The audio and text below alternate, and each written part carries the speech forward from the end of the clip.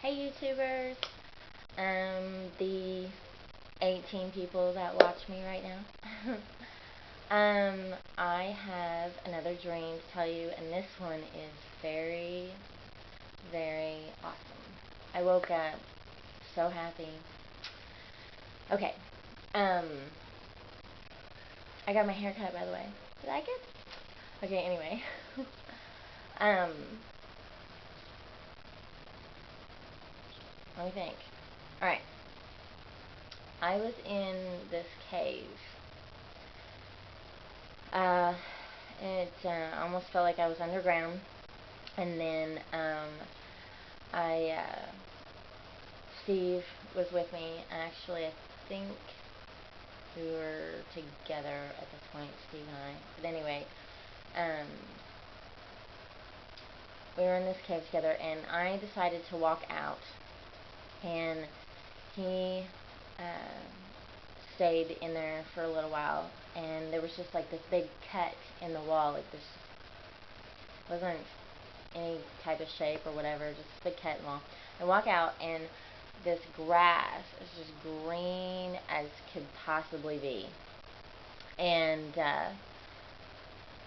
it was so beautifully green, and it went for miles and miles and miles. Just this big, huge field with like hardly even anything there. There were some people out wandering around in the distance and things like that, and it was very quiet, very, very peaceful.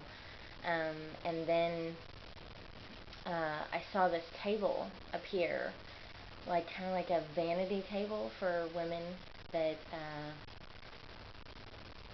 do their makeup and stuff back in the day whenever they had those little vanity tables. It didn't have a mirror though, I don't think. This big long table, and it was very, very, very, very shiny. And so I walk up to it because there's a book on it. There's this big, huge book sitting on this table. And this table was made out of, gosh, I don't know, like an iridescent, shiny, it was like the most beautiful thing I'd ever seen. It was like you could almost see through it, but it was still solid. It was really awesome. Anyway, so I go to touch this book, and about as soon as I do, this reflection shows up in the table right next to the book. It was big bright light, and immediately, I don't know why, but immediately I knew what it was. It was an angel. I'm telling you. I turned around really, really slowly, right? Never seen an angel before in my life. I turn around, and there he was. Oh my gosh.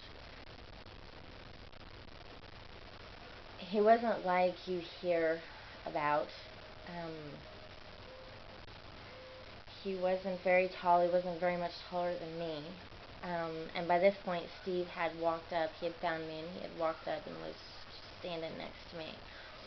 And he was wearing this white gown that was just about as beautiful as nothing I've ever seen. It was perfect. And there was a little girl that was sitting on the ground right next to him, and she was in a little white dress, and she was probably about, I would say, 5. She didn't make a sound. She just sat there, and I just turned around, and he had brown short hair.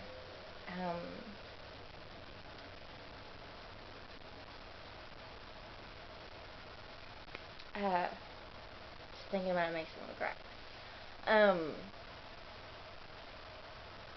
And he took this crown. I evidently had a crown already on my head.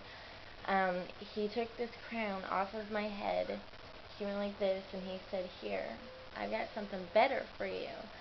And he placed that crown that was on my head and put it on the little girl's head. And he put another one on me. And it was so beautiful. I want to say there was it was made out of diamonds, and that was pretty much it.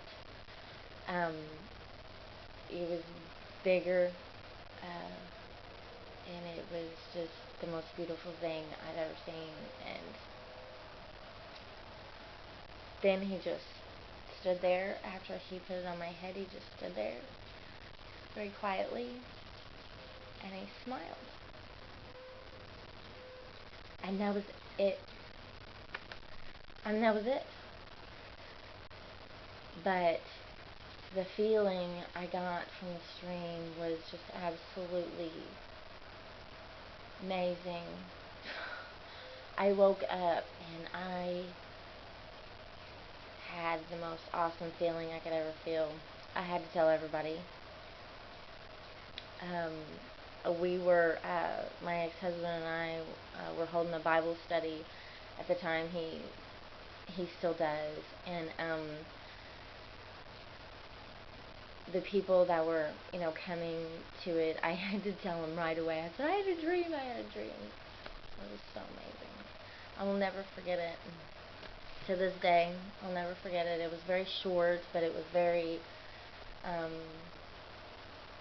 very awesome. So, anyway, I had to share that with you guys, and I pray that this gets to tons and tons of people, because I believe that you guys need to know that they're really out there. And I don't know, I still haven't figured out the whole crown thing yet and the little girl, but I will, because of this little book right here. I was able to purchase this book yesterday by the grace of God. It is Understanding the Dreams You Dream, Biblical Keys for Hearing God's Voice in the Night. Ira Milligan. By Ira Milligan. And I don't know. I know that there are people out there that are just like, whatever. But I think it's going to help. I really do. I really think this book is going to help. So I'm excited, and I can't wait to have more dreams, and I have another one to tell you. So I'll be back. And that one's really, really, really, really awesome too. But I'll be back and tell you that. So, but anyway, I gotta go. God bless you, and I guess that's it. Bye.